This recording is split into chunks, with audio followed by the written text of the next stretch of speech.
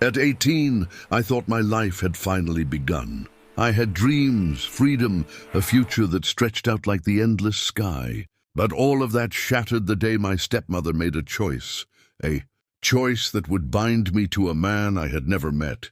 A man whose power and pain were whispered in fearful tones throughout the kingdom. She sold me to the disabled Alpha King, and she did it all to save my stepsister's fragile life. I remember the look in her eyes when she told me. There was no warmth, no hesitation, only a chilling calm.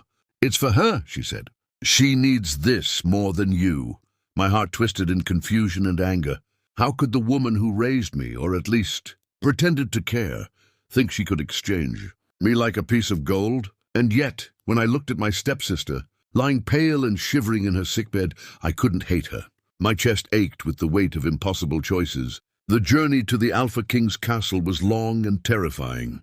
I had heard the legends. They spoke of a man who ruled with absolute authority, a man whose presence alone could make even the bravest knights bow. And yet there were whispers too, whispers of a man broken by fate, chained by his own body, carrying his pain like armor.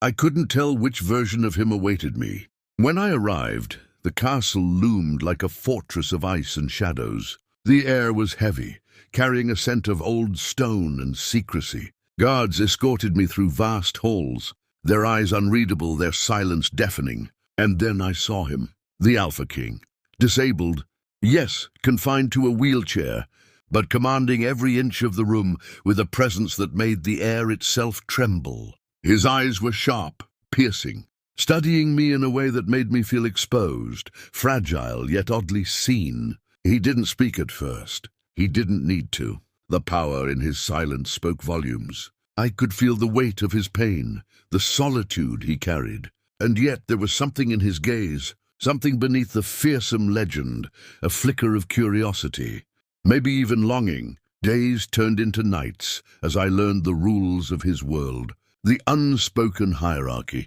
the fragile balance of power and fear. I was treated with courtesy but never familiarity. He tested me, questioned me, pushed me to my limits in ways that made my body ache and my mind reel. And yet, with every challenge, a strange respect grew between us. He was a man shaped by suffering, but not cruel for cruelty's sake. There was honor in him, even if the world called him a tyrant. One evening, during a storm that rattled the castle walls, he spoke to me for the first time without command or interrogation. "Why are you here?" His voice was softer than I expected, laced with curiosity and something else I couldn't name. I told him the truth, every painful detail of my stepmother's bargain, of my stepsister's fragile life, of my own anger and fear. He listened, not like a judge, but like someone weighing the truth, letting it settle between us. And then he said something I would never forget. Courage isn't the absence of fear.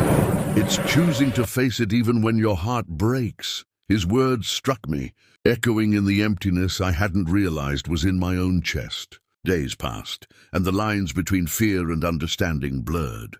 I saw the man beneath the legend, wounded, lonely, yet commanding in a way that made you believe in his strength. He taught me things I hadn't imagined, not just about survival in his realm, but about life, about resilience, about seeing people as more than their mistakes, more than their circumstances.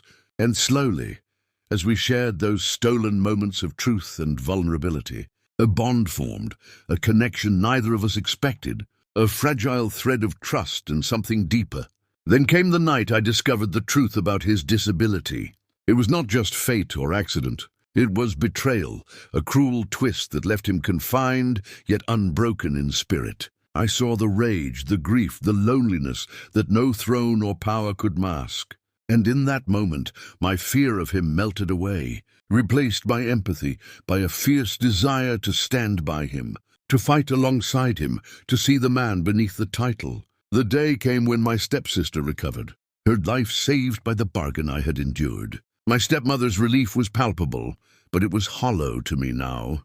I had changed. I'd seen what true courage, resilience, and power looked like. In the Alpha King, he was no longer just a figure of legend or fear. He was someone I could not turn away from, someone whose pain I wanted to help carry. whose life I wanted to touch.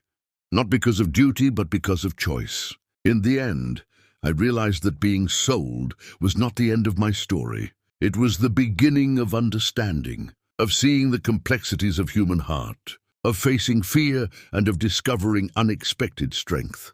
And though my journey began in fear and betrayal, it ended with something far more powerful: trust, connection, and the awakening of my own courage in a world that demanded it.